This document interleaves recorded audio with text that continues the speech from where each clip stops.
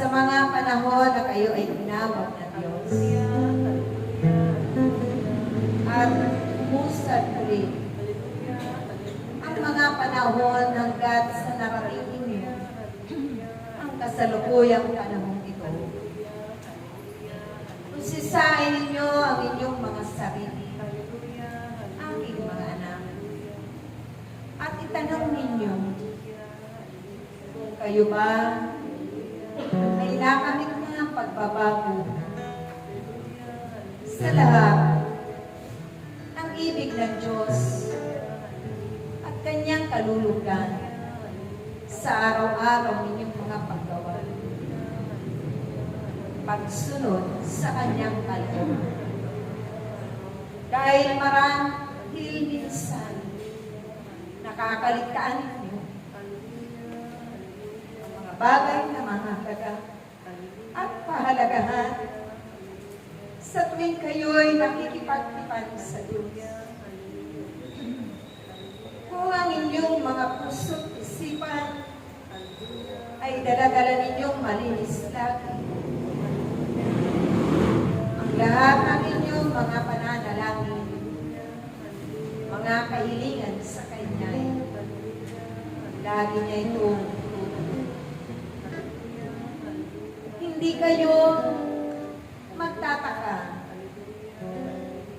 kung minsan hindi niya pa man tinutulong. Kung may mga bagay kayo na nararapat alisin at ipalis sa Diyos na magiging sagabal ng inyong mga biyaya at pagpapala, grasya na nagmumula sa Kanyang kadakilaan. Kaya, kahit hindi sa panahon ng Kwaresma ang inuulan, ito'y hingin ninyo sa Diyos lagi, na kayo ay Kanyang paguhin araw-araw sa lahat ng aspeto ng inyong mga buhay at mga hangarin, na naway laging may pagkakaisa para sa inyong mga kapwa-tao at sa mga bayan na inyong ipinapanalangin at mga bansa o mga salot ng trahedya at iba pa na mga pagsubok o suliranin sa inyong mga buhay. Kaya naman, aking mga anak, ipakikita ng Diyos kung saan kayo nagbago na. Siya ay mangungusap sa bawat isa sa inyo. Siya ay laging magpapadala ng tao upang kayo ay gabayan at bahagingan niya rin ng mga biyayang pagpapala ng karunungan at kaalaman. Siya ay magpapadala ng mga anghel upang kayo ay tulungan.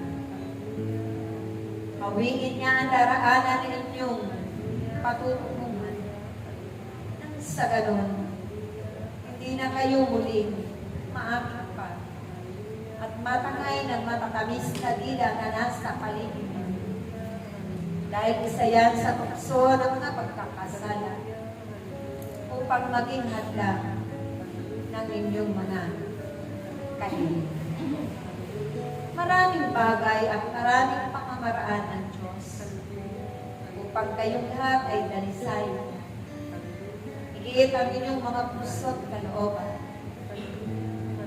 Dahil ibig niya rin na kayo'y magnining at mag-iwanan tulad ng kanyang butong na anak, na siya nagdala ng liwanag para sa inyong lahat upang matanglawan din ng liwanag na yan na dala-dala ninyo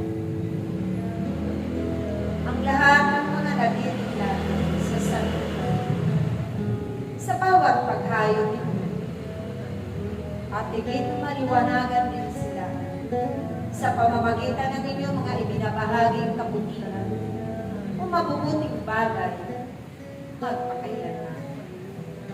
Ito ang isa sa tungkulin ninyo aking mga anak.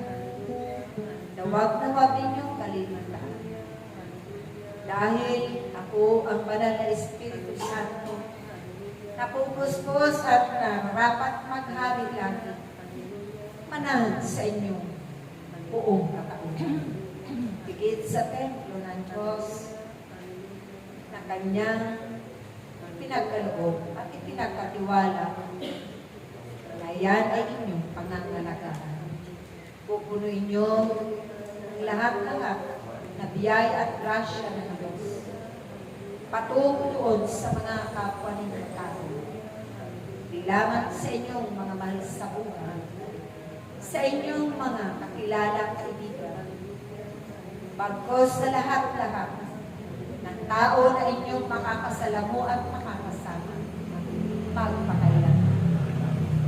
Naway, manatili ang inyong pag-iibigan sa isa't isa at pagpapanalangin, pag-uunawaan, at sa bawat paghayo ninyo, bitbit ninyo ang kababaan ng kalooban, ang tunay na pagsunod at pag-aalay ng puso ng inyong mga sarili sa Diyos na makapangyarihan sa lahat, magpakailanman.